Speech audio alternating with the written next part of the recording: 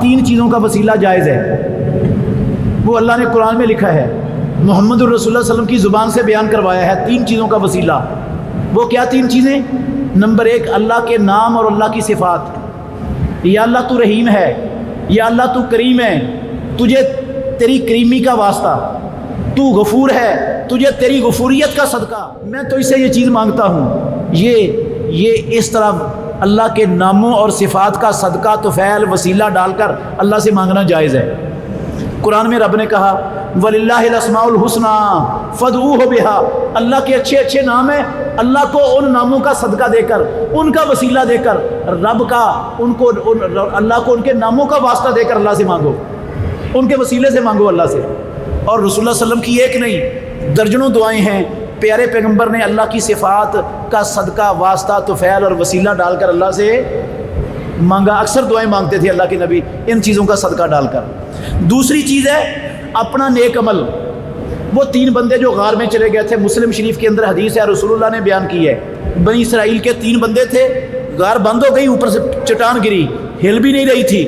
انہوں نے کہا، آپس میں مشورہ کیا کہ نہ تو ہمیں کوئی باہر جانتا ہے کوئی اندر ہے، نہ ہم کسی کو آواز پہنچا سکتے ہیں، اب ہمیں یہاں سے بچا سکتے ہیں تو صرف اللہ بچا سکتا ہے، اور کوئی بچا۔ اور طریقہ یہ ہے کہ ہم میں سے ہر بندہ اپنا کوئی نیک عمل ذکر کر کے اس کا صدقہ دے کر اس کے وسیلے اور طفیل سے اللہ سے مانگے۔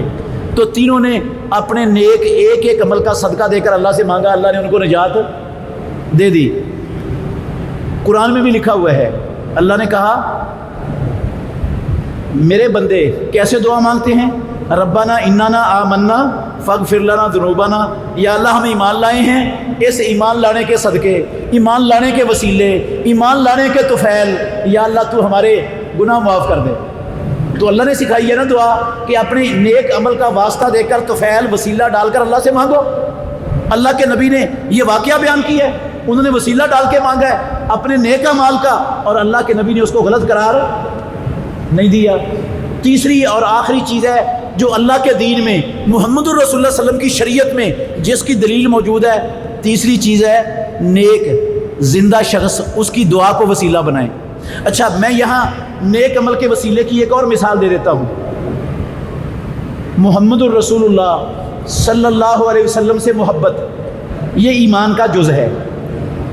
کون سی محبت؟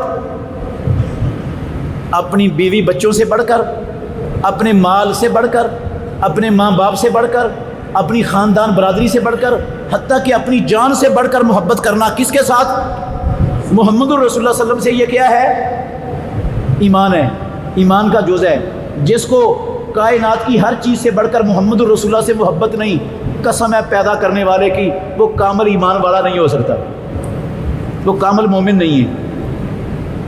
اللہ کے نبی نے قسم اٹھا کے کہا ہے وہ مومن نہیں ہے، میں نے اس لیے قسم اٹھائی ہے۔ تو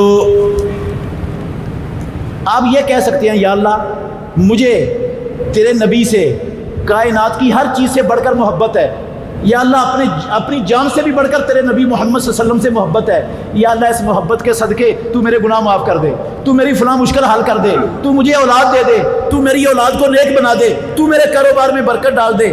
یہ دعا ٹھیک ہے، یہ کس کو آپ نے وسیلہ بنایا ہے؟ اپنے نیک عمل کو۔ محمد الرسول اللہ سے محبت یہ نیک عمل ہے، ایمان کا جز ہے، ایمان کا حصہ ہے۔ اس کو اللہ کے نبی کی ذات، آپ کی عزت، آپ کی حرمت اور مقام، اس کا وسیلہ ڈال کر نہ اللہ نے مانگنے کی اجازت دی، نہ محمد الرسول اللہ صلی اللہ علیہ وسلم نے مانگنے کی اجازت دی۔ قسم ہے اللہ کی، نہ پیارے پیغمبر کے 1.5 لاکھ صحابہ میں سے کسی ایک صحابی نے اپنی زندگی میں محمد الرسول اللہ کی حرمت کا، آپ کی عزت کا، آپ کی ذات کا صدقہ طفیل اور وسیلہ ڈال کر نہیں مانگا کسی نے، اور نہ ائمہ اربعہ میں سے کسی نے مانگا، اور نہ کسی نے اجازت دی ہے اس کی۔ فیصلہ آپ کر لیں۔